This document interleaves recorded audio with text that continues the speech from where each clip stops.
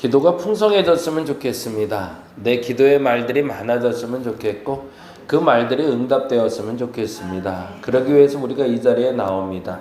겉으로 시간을 보내는 시간이면 너무나 억울하고 그저 앉아만 있는 시간이면 너무 억울합니다.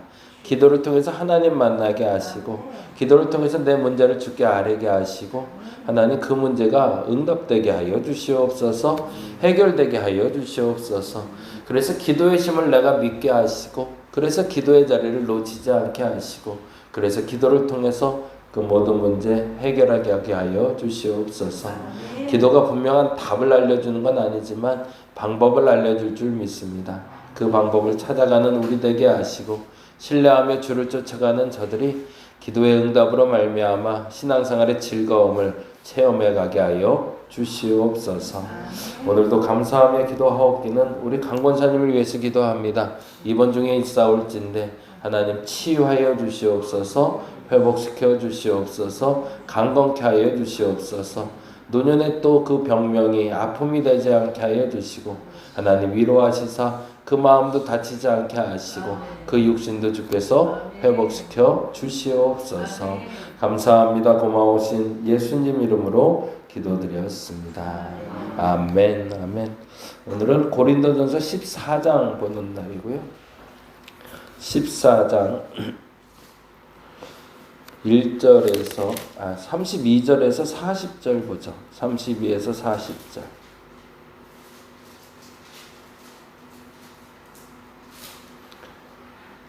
32절에서 40절. 강권사님이 입원을 하셨어요.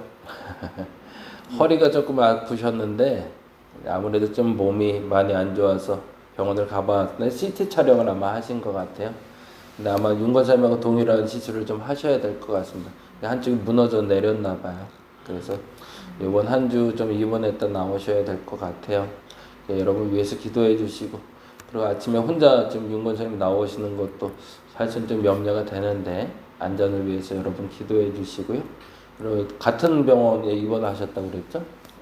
같은 병원? 그때 입원하셨던 그 병원에 입원한 프라임 병원?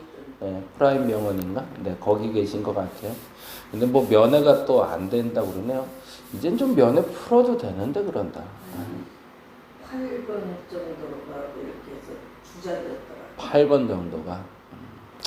하여튼 이제 나이가 있으셔서 여러분 좀 꼭 기도해 주시고 속히 회복도 중요하지만 잘 회복되고 나올 수 있도록 여러분 기도 부탁드리겠습니다. 14장 32절에서 40절 같이 한번 읽어보겠습니다. 예언하는 자들의 영은 예언하는 자들에게 제재를 받나니 하나님은 무질서의 하나님이 아니시요 오직 화평의 하나님이시니라. 모든 성도가 교회에서 함과 같이 여자는 교회에서 잠잠하라. 그들에게는 말하는 것이 허락함이 없나니 율법에 이른 것 같이 오직 복종할 것이요 만일 무엇을 배우려거든 집에서 자기 남편에게 물을지니 여자가 교회에서 말하는 것은 부끄러운 것이라. 하나님의 말씀이 너희로부터 난 것이냐 또한 너희에게만 임한 것이냐. 만일 누구든지 자기를 선지자나 혹은 신령한 자로 생각하거든 내가 너희에게 편지하는 이 글이 주의 명령인 줄 알라. 만일 누구든지 알지 못하면 그는 알지 못한 자니라. 그러므로 내 형제들아 예언하기를 사모하며 방언하기를 금하지 말라. 모든 것을 품위 있게 하고 질서 있게 하라. 또 하나의 오해가 될 만한 소지의 단어가 나왔는데요. 이게 34절, 35절이죠. 여자는 교회에서 잠잠하라라고 되어 있어요. 그래서 이 부분 때문에 역시 이제 보수적인 교단에서는 그래서 여자 목사님들 세우는 것도 아직도 어렵고 여자들이 예언을 하거나 여자들이 활동하는 거에 대해서 수동적인 활동을 하게 만드는 것들이 많죠. 근데 우리 뭐 다 알죠. 일반적으로 다 이해하실 테지만 문화입니다. 그냥 거기다 그렇게 적어 있어요. 당시의 문화라고 적어 주세요. 이건 하나님의 말씀이기 이전에 문화입니다. 그래서 그때 당시에 가부장적인 사회에서 당연히 우리가 받아들일 수 있는 문화였던 거고요. 우리나라도 마찬가지였잖아요. 우리나라에 처음에 이제 복음이 들어와서 제일 먼저 한 일이 학교를 세우는 일이었죠. 그래서 이제 감리교단은 사실은 이게 이제 교단마다 달라요. 뭐 우리나라에 선교사가 들어오자마자 학교를 세웠다라고 말할 땐 사실은 감리교단이나 성결교단 쪽이고요. 침례교단이나 장로교단 쪽은 사실은 학교를 세우기보다 제일 먼저 했던 건 교회를 세우는 일이었습니다. 그래서 교회를 더 크게 그리고 또 아름답게 짓는 게 장로교단의 사실은 목적이었어요. 왜냐하면 신앙 공동체가 더 중요했기 때문에 그래요. 그건 이제 가치관이 다른 거예요. 근데 반면에 감리교단에서는 사회적인 활동을 굉장히 중요시 여겼습니다. 그래서 그 중요시 여겼던 부분 중에 학교를 세우고 병원을 세우는 일을 했죠. 그런데 문제가 발생한 거예요. 학교를 세웠는데 여러분이 잘 아는 배제학당이라는 학교를 세웠는데 학교를 세우니까 당연히 누가 올까요? 우리가 아는 대로 노비들이 올까요? 아니요. 예, 양반들이 오는 거예요. 학교를 세우면 당연히 양반들이 오는데 이 양반들이 어떻게 오냐면 양반들의 도련님들이 오시는 거죠. 그리고 처음에는 이제 영어를 배우겠다고 서양 학문 배우겠다고 하나둘 몰려오기 시작했는데 그냥 길거리에서 만난 학생들을 주일학교에서 전도해서 하는 것처럼 그렇게 했던 게 아니었던 겁니다. 그 양반네 자제들 중에 그 도련님들이 종들이 모는 가마를 타고 오던가 아니면 말을 타고 왔던 거죠. 그러다 보니까 선교사들 입장에서는 이게 되게 불편했던 거예요. 근데 그분들 입장에서는 너무 당연한 거죠. 그 양반네 입장에서는 종들하고 어떻게 같이 앉아서 수업을 들어요. 그건 말이 안 되는 거죠. 그래서 당시에 수업을 2번을 열어요. 그래서 양반들 수업이 따로 있었고 종들 수업이 따로 있었어요. 같이 앉아서 할 수 없었기 때문에. 그거는 학교 문제였다면 병원 문제는 더 컸죠. 병원은 그래도 조금 더 좀 달랐습니다. 병원에 들어왔을 때 병원에 2부류로 들어왔는데 알렌이라는 분은 양반들, 귀족층을 수술하시고 집도하시던 분이라면 스크랜턴이라는 분이 들어오셨는데 이분은 양반들이 아니라 종들, 여자들도 치료받아야 된다는 분이었어요. 근데 아무리 해도 양반들이 누웠던 그 병실에 종들을 눕히질 않는 거예요. 더 충격적인 건 양반들이 그걸 반대하는 것이 아니라 종들이 못 들어가는 거예요. 어떻게 감히 우리 주인이 누웠던 데에 내가 누울 수 있냐는 식인 거죠. 그러니 이거는 치료가 불가능한 상태가 되니 그래서 병원을 따로 세워요. 그래서 우리가 아는 제중원이라는 병원은 알렌이라는 사람이 세운 병원으로 지금 서울대병원에 전신이 되고요. 그리고 스크랜턴이라는 분은 시병원이라는 병원을 세워요. 그래서 이 시병원이 그 노비들 그리고 없는 사람들.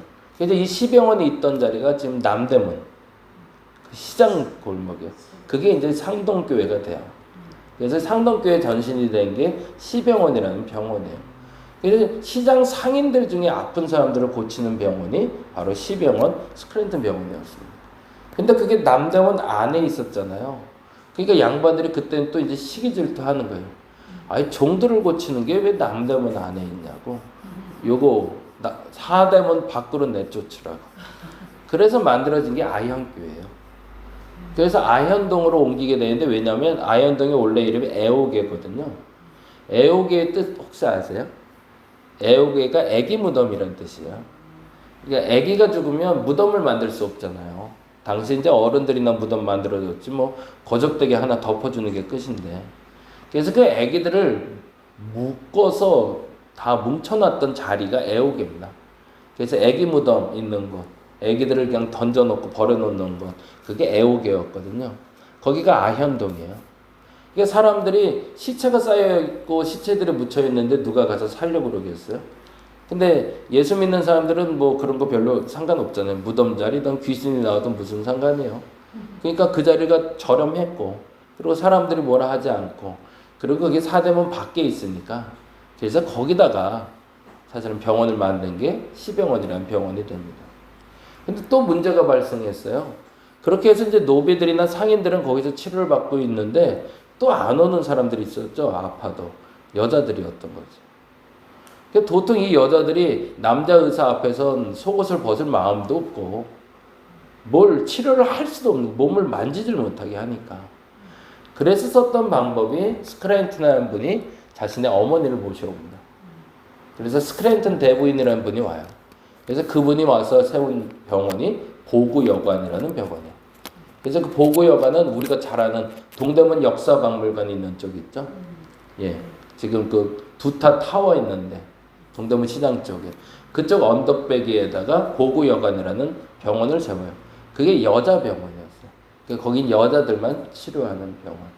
그래서 그 스크랜턴 대부인이 고구여관에서 병원을 만들고 우리가 잘 아는 이화여고 이화학당을 시작하게 되죠. 그게 당시 우리 문화였던 거예요. 우리 문화 속에서도 불과 100년 전이에요.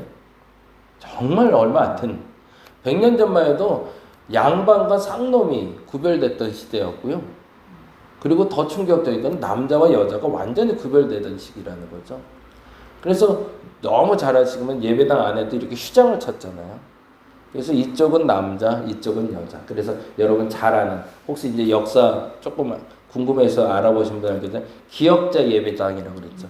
그래서 우리나라 예배당은 기역자로 지었어요. 일자로 짓지 않고 이렇게 일자로. 왜냐하면 이쪽엔 남자가 앉아야 되고 이쪽엔 여자가 앉아야 되니까.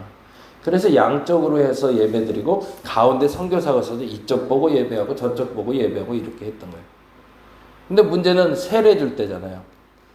세례 줄 때 이게 또 문제가 되니까 그때는 여자들이 자기 몸에 손을 못 대게 하고 그리고 외간 남자를 만나면 안 되니까. 그래서 썼던 방법이 보자기에다 구멍을 뚫어놨어요. 그래서 누군지 호명해주면 선교사는 그 위에다 그냥 손만 얹고 기도하면 그 사람은 세례받는. 그 정도의 문화가 130년 전의 문화였다는 거죠. 그러면 사도 바울 때는 말도 못하는 거죠. 그때 당시에 여자의 지위나 위치가 130년 전만 해도 그랬는데 이때 당시에는 뭐 거의. 그리고 여러분 뭐 성경 잘 아는 분들은 알겠지만 여자는 물건 취급했잖아요. 그래서 이웃집 물건을 탐하지 말라. 그래서 이웃집 물건의 항목 중에 들어가는 게 여자였거든요. 그러니 그들이 감히 교회에서 이런 얘기가 나왔던 거죠.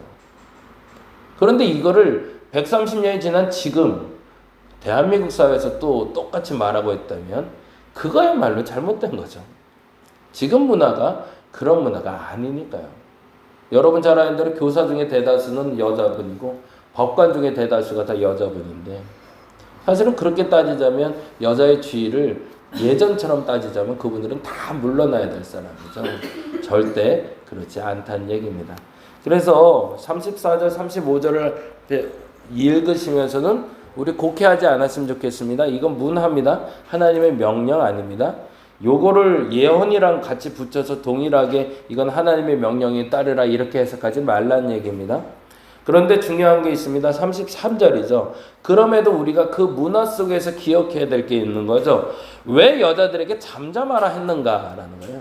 왜 여자들에게 잠잠하라 했는가. 33절에 이렇게 나오죠. 33절 읽어봅니다. 하나님은 그렇죠. 거기다가 절쳐놓고 별표해 주세요. 정말 중요한 건 여자들이 교회에서 잠잠하라 라고 말한 이유가 있고 뭘 배우려면 남편에게 가서 좀 물어라 라고 말한 이유가 있다는 거죠. 그게 왜 부끄러움인가 라고 말했던 이유는 무질서 때문이었다는 거죠. 고린도 교회가 나름대로 이제 신앙적으로도 좀 많이 성숙하고 그리고 문화적으로도 좀 이렇게 열리기 시작하니까 여자들이 교회 내에 와서 좀 사단을 일으켰던 것 같아요. 이게 그 여자 몇몇 때문에 이 본문이 쓰여졌다라는 거죠. 근데 왜 중요한 건 하나님은 무질서의 하나님이 아니고 뭐래요? 오직 화평의 하나님이니까. 만일에 문화적으로는 여자가 말하는 걸 금할 수 없지만 만일에 어떤 여자든 어떤 남자든 교회 질서를 파괴하고 있다면 그 입은 멈추게 하는 게 맞다라는 얘기인 거죠.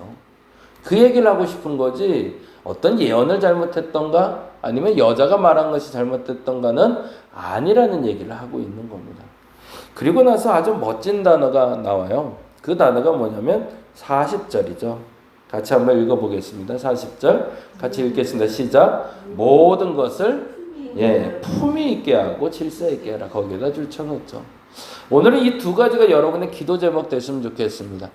교회는 말이 없으면 안 돼요. 결국엔 말씀을 선포하는 데고요. 대화하는 것이고요. 전도하는 곳이다 보니까 말을 많이 하는 곳이에요.